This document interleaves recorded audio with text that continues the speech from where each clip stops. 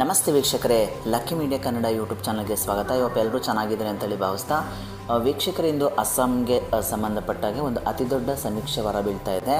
So ಪ್ರಸ್ತುತ ಇರತಕ್ಕಂತಹ ಅಸ್ಸಾಂನ NDA ಮೈತ್ರಿಕೂಟಕ್ಕೆ ಮತ್ತೊಮ್ಮೆ ಅಧಿಕಾರ ಹಿಡಿಯುವಂತಹ ಎಲ್ಲ ಲಕ್ಷಣಗಳು ಕಾಣಿಸಿಕ್ತಾ ಇದೆಯಾ, ಅಥವಾ ಏನಾದರೂ ಕಾಂಗ್ರೆಸ್ ನೇತೃತ್ವದ ಇಂಡಿಯಾ ಮೈತ್ರಿಕೂಟಕ್ಕೆ ಏನಾದರೂ ಅಸ್ಸಾಂನಲ್ಲಿ ಅಧಿಕಾರವನ್ನು ಹಿಡಿಯುವ ಏನಾದರೂ ಅವಕಾಶಗಳಿದೆಯಾ ಅನ್ನುವಂತಹ ಪ್ರಶ್ನೆಗೆ ಈ ಒಂದು ಸಮೀಕ್ಷೆ ಉತ್ತರವನ್ನು ಕೊಡ್ತಾ ಹೋಗುತ್ತೆ ಸ್ನೇಹಿತರೆ. ಇದಕ್ಕೆ ಈ ಸಮೀಕ್ಷೆಗೆ ಸಂಬಂಧಪಟ್ಟ ಮಾಹಿತಿಯನ್ನು ಒದಗಿಸ್ತಾ ಹೋಗ್ತೀನಿ. ಸೊ ಯಾರಿನ್ನೂ ನಮ್ಮ ಲಕ್ಕಿ ಮೀಡಿಯಾ ಕನ್ನಡ ಯೂಟ್ಯೂಬ್ ಚಾನಲ್ನ ಸಬ್ಸ್ಕ್ರೈಬ್ ಮಾಡ್ಕೊಂಡಿಲ್ಲ, ದಯವಿಟ್ಟು ಸಬ್ಸ್ಕ್ರೈಬ್ ಮಾಡ್ಕೊಳ್ಳಿ, ಶೇರ್ ಮಾಡಿ, ಲೈಕ್ ಮಾಡಿ ಅಂತ ಹೇಳ್ತಾ, ವೀಕ್ಷಕರೇ, ಅಸ್ಸಾಂ ಅನ್ನುವಂಥದ್ದು ಒಂದು ರೀತಿಯಾಗಿರ್ತಕ್ಕಂತಹ ಅತಿ ದೊಡ್ಡ ರಾಜ್ಯ ಆಗದೇ ಇದ್ದರೂ ಕೂಡ ಈ ವರ್ಷದಲ್ಲಿ ಬರ್ತಾ ಇರತಕ್ಕಂತಹ ವಿಧಾನಸಭಾ ಚುನಾವಣೆಗೆ, ಏನು ಪಂಚರಾಜ್ಯಗಳ ಚುನಾವಣೆಯಲ್ಲೂ ಕೂಡ ಅಸ್ಸಾಂನ ಹೆಸರು ಕೂಡ ಇದೆ ಅನ್ನುವಂಥದ್ದು.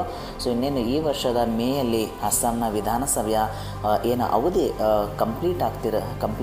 ಸೊ 2021 ಎಲೆಕ್ಷನ್ ಆಗಿತ್ತು. ಸೊ ಆ ಸಂದರ್ಭದಲ್ಲಿ 2021 ಎಲೆಕ್ಷನಲ್ಲಿ BJP ಶೇಕಡವಾರು 33.21 ಮತಗಳಿಕೆ ಮುಖಾಂತರ 60 ಕ್ಷೇತ್ರಗಳನ್ನು ಗೆದ್ದುಕೊಂಡಿತ್ತು ಅನ್ನುವಂಥದ್ದು. ಕಾಂಗ್ರೆಸ್ ಕೇವಲ 29 ಕ್ಷೇತ್ರಗಳಿಗೆ ತೃಪ್ತಿ ಪಡ್ಕೊಂಡಿತ್ತು, ಕೇವಲ 27.67 ಮತಗಳಿಕೆಯ ಮುಖಾಂತರ ಅನ್ನುವಂಥದ್ದು. ಸ್ನೇಹಿತರೆ, ಈಗ ಕೊಡ್ತಾ ಇರ್ತಕ್ಕಂತಹ ಏನು ಈಗಿರ್ತಕ್ಕಂಥ ಒಂದು ಸಮೀಕ್ಷೆ ಏನು ಹೊರಬಿದ್ದಿದೆಯಲ್ಲ, ಅದು ಒಂದು ಆಘಾತಕಾರಿ ಅಥವಾ ಒಂದು ಅಚ್ಚರಿಯಾಗಿರ್ತಕ್ಕಂತಹ ಅಂಕಿಅಂಶವನ್ನು ಕೊಡ್ತಾ ಇದೆ ಅನ್ನುವಂಥದ್ದು. ಸೊ ಅದರಲ್ಲೂ ಕೂಡ ಸಿ ವೋಟರ್ ತನ್ನದೇ ಆಗಿರ್ತಕ್ಕಂತಹ ಈ ಸಮೀಕ್ಷೆಗಳನ್ನ ಮಾಡುವಲ್ಲಿ ಒಂದು ಚಾಣಾಕ್ಷತೆ ಇದೆ ಅನ್ನುವಂತಹ ಒಂದು ಈ ಸಂಸ್ಥೆ ಸಿ ವೋಟರ್ ಅಸ್ಸಾಂಗೆ ಸಂಬಂಧಪಟ್ಟಾಗ ಒಂದು ಮೊದಲ ಚುನಾವಣಾ ಪೂರ್ವ ಸಮೀಕ್ಷೆಯನ್ನು ಹೊರತಂದಿದೆ ಅನ್ನುವಂಥದ್ದು. ಈ ಮುಖಾಂತರ BJPಗೆ ಶೇಕಡವಾರು 45% ಮತಗಳಿಕೆ ಆಗುತ್ತೆ ಅನ್ನುವಂತಹ ಒಂದು ಮಾಹಿತಿಯನ್ನು ಕೊಡ್ತಾ ಇದ್ದರೆ, ಕಾಂಗ್ರೆಸ್ಗೆ 36% ಮತಗಳಿಕೆ ಆಗುತ್ತೆ ಅನ್ನುವಂಥದ್ದು ಹೇಳ್ತಾ ಇದ್ದರೆ, ಅದರ ಜೊತೆಗೆ ಅಸ್ಸಾಂ ಗಣ ಪರಿಷತ್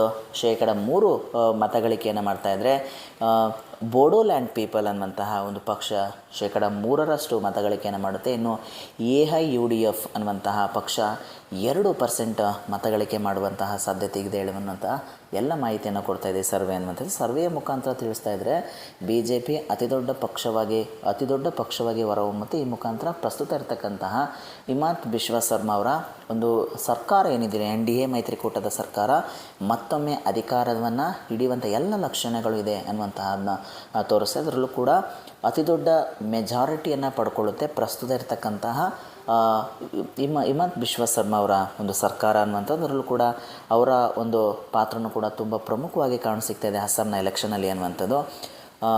ಅಲ್ಲಿರ್ತಕ್ಕಂತಹ OBCಗಳು ಮತ್ತು ಟ್ರೈಬಲ್ಸ್ ಮತ್ತು ಹಿಂದೂ ಏನು ಈ ಒಂದು ವೋಟ್ಗಳು ಕನ್ಸಾಲಿಡೇಟೆಡ್ ಆಗಿ ಒಂದು BJP ಪರವಾದಂತಹ ಅತಿ ದೊಡ್ಡ ಒಂದು ಪರವಾಗಿ ನಿಲ್ತಾರೆ ಅನ್ನುವಂತಹದ್ದು ಈ ಒಂದು ಸಮೀಕ್ಷೆಯ ಮುಖಾಂತರ ತಿಳಿತಾ ಇದೆ. ಸೊ BJP 45% ಮತಗಳಿಕೆ ಮುಖಾಂತರ ಆಲ್ಮೋಸ್ಟ್ 70 ಅಥವಾ 80 ಸ್ಥಾನಗಳಿಕೆಯನ್ನು ಕೂಡ ಮಾಡುವ ಸಾಧ್ಯತೆಗಳಿದೆ ಅನ್ನುವಂತಹ ಮಾಹಿತಿಯನ್ನು ಹೇಳ್ತಾ ಇದ್ದಾರೆ. ಇನ್ನು ಕಾಂಗ್ರೆಸ್ ಕೇವಲ 2 ಅಂಕೆ ಅಥವಾ 25-30 ಕ್ಷೇತ್ರಗಳ ಅಷ್ಟೇ ತೃಪ್ತಿ ಪಡಬೇಕಾದಂತಹ ಪರಿಸ್ಥಿತಿ ಇದೆ ಅನ್ನುವಂಥದ್ದು. ಇನ್ನು ಅಸ್ಸಾಂ ಗಣ ಪರಿಷತ್ ಆಲ್ಮೋಸ್ಟ್ 5-6 ಕ್ಷೇತ್ರಗಳು ಗೆಲ್ಲುವಂತಹ ಸಾಧ್ಯತೆ ಇದೆ ಅನ್ನುವಂಥದ್ದು. ಹೀಗೆ ಸಮೀಕ್ಷೆ ಕೆಲವು ಅಂಕಿಅಂಶಗಳನ್ನ ಕೊಡ್ತಾ ಹೋಗ್ತಿದೆ ಅನ್ನುವಂಥದ್ದು. ಸೊ ಒಟ್ಟಾರೆಯಾಗಿ ಅಸ್ಸಾಂ ಎಲೆಕ್ಷನ್ಗೆ ಸಂಬಂಧಪಟ್ಟಾಗೆ NDA ಮೈತ್ರಿಕೂಟ ಪ್ರಸ್ತುತ ಇರತಕ್ಕಂಥ ಒಂದು ಟ್ರೆಂಡ್ನ ಪ್ರಕಾರ NDA ಮೈತ್ರಿಕೂಟ ಅತಿ ದೊಡ್ಡ ಮೈತ್ರಿಕೂಟವಾಗಿ ಹೊರಹೊಮ್ಮುತ್ತೆ ಚುನಾವಣಾ ಪೂರ್ವ ಸಮೀಕ್ಷೆಯ ಪ್ರಕಾರ ಅನ್ನುವಂಥದ್ದು.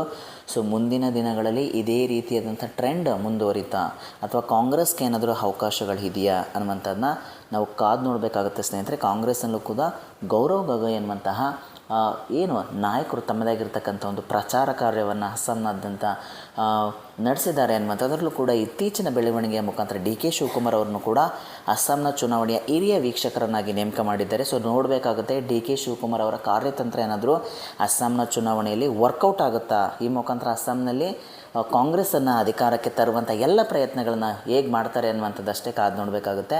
ಸೊ ಈ ಸಮೀಕ್ಷೆ ನಿಜವಾಗುತ್ತೆ ಅಥವಾ ಸುಳ್ಳಾಗುತ್ತೆ ಅನ್ನುವಂಥದ್ದೆಲ್ಲ ಪ್ರಸ್ತುತ ಇರತಕ್ಕಂತಹ ಮಾಹಿತಿಯನ್ನು ನಿಮ್ಮ ಮುಂದೆ ತರುವಂತಹ ಒಂದು ಪ್ರಯತ್ನ ಆಗಿರುತ್ತೆ ಸ್ನೇಹಿತರೆ. ಸೊ ಯಾರೇನೂ ನಮ್ಮ lucky media Kannada YouTube channel subscribe ಮಾಡ್ಕೊಂಡಿಲ್ಲ, ದಯವಿಟ್ಟು ಸಬ್ಸ್ಕ್ರೈಬ್ ಮಾಡ್ಕೊಳ್ಳಿ, ಶೇರ್ ಮಾಡಿ, ಲೈಕ್ ಮಾಡಿ. Thank you so much.